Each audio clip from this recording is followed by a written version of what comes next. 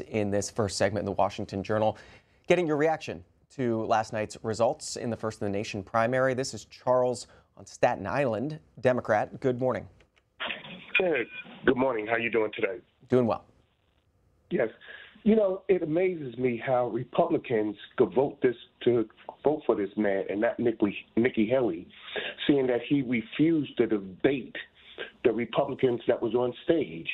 And as far as the energy inside the United States go, the United States is producing more oil than any other country in the world right now. So as far as our energy goes, we are energy independent. We just produce the oil and then we ship it out to other countries. Read up on this, get the facts straight. Also, if you listen to Donald Trump speak, Donald Trump is just repeating what history repeated it before with Hitler.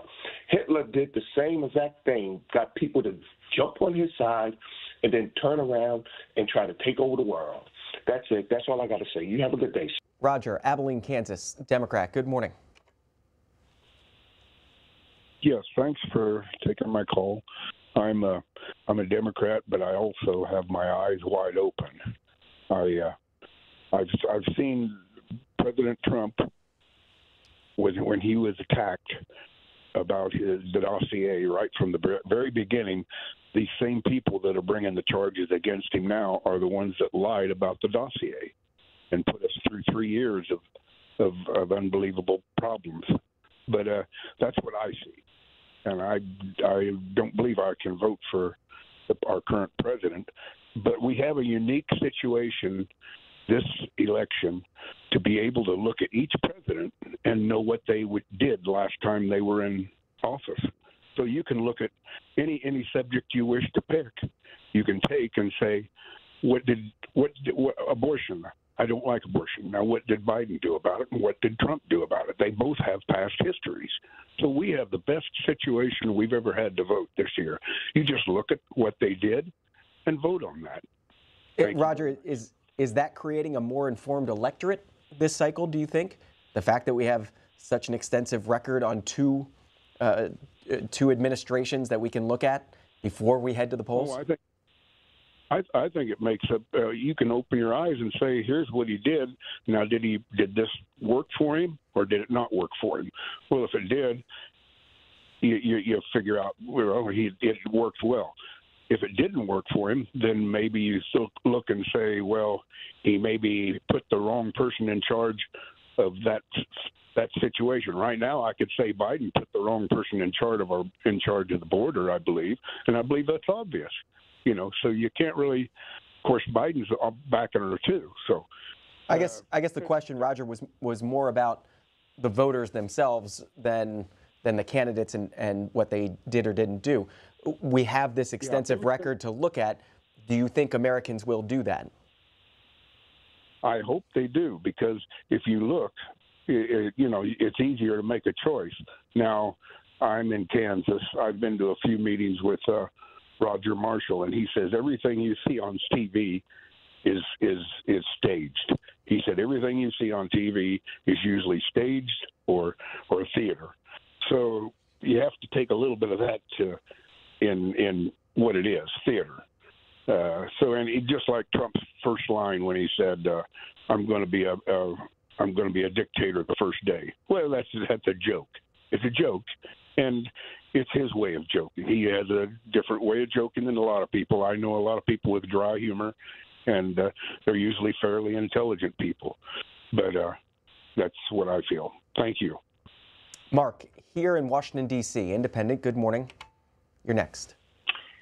Good morning. Great to call in. I'd suggest, everyone should just take a deep breath. We live in a democracy, and the voters are showing that it's likely that they want Donald Trump to be their candidate. I have personal experience similar to the call in Maryland with working with Trump political appointees. I work in the government at a pretty high level, and my experience was as time went on, you had Republican previous political appointees who had worked for Bush. And as time went on, I started to notice, that there were more so a bit more radical Republicans working, especially after the insurrection. Quite a lot of Trump appointees left, and the few that were there kind of called themselves Trumpers.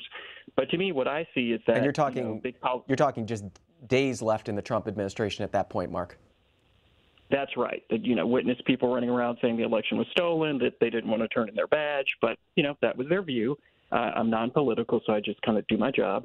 But in terms of the policy issues, I see that the border's a big issue. A caller who was a Republican mentioned gas. So, to me, if the Democrats want to win the election, then they should really address those issues. Me as an independent, I'll continue to work with political appointees regardless of their party affiliation. And I'm also going to kind of bulk up on my understanding of EEO. So if I'm discriminated against, I can protect myself. So, Mark, again, everybody should take a deep breath. You're one of those career government employees, yes? That's right. What Some do you would call me the deep state, but I don't think I am. That's what I was going to ask. What do you think of the term the deep state? So I think some of the rhetoric on the Republican side is actually corroding democracy. Again, I'm non-political. My father served in the military, so I find this my way to serve our country. And based off some of what I experienced, again, I'm going to bulk up on making sure that I understand EEO so I can protect myself if there's another Trump administration. But I think some of that's rhetoric. I don't think people believe it. And then there's some people I've met who deeply believe that and want to implement things like Schedule F, which I think would, again, corrode democracy. And for folks who aren't here in D.C. or not familiar, what is EEO?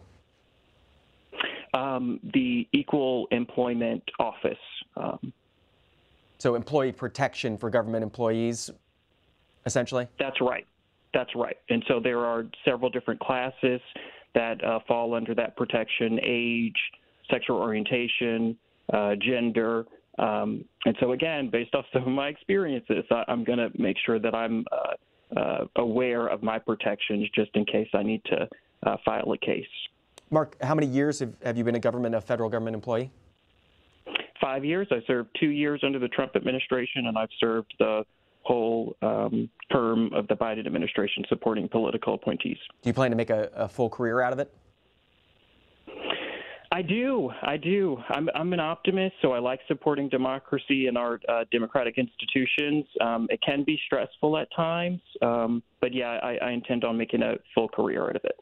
And totally understand if you don't want to say what agency you work for, but what are your general issues that you focus on, if you don't mind?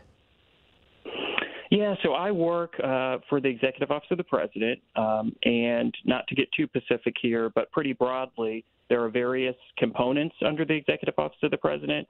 So, of course, you have the White House, which is pretty well known. Those are typically political appointees. And then you have other components. And some of those components have GS staff, so general schedule staff. Some of them have AD, administratively determined staff. But I say that to say there's a lot of people who stick around.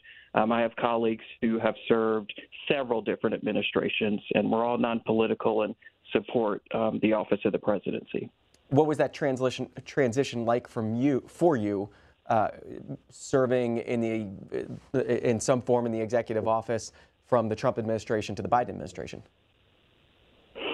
I think it was atypical. So, some of my colleagues who I had worked with who had experienced transitions were, very open with me and wanted to share what transitions look like. It was very atypical.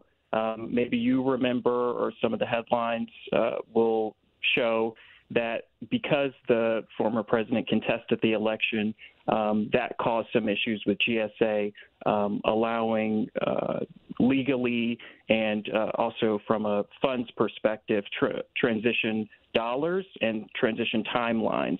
So what a lot of people I worked with experienced was having to expedite that presidential transition process, which, again, kind of causes issues with democratic norms. But I'm not there to comment on, what happened. I'm just there to support operationally.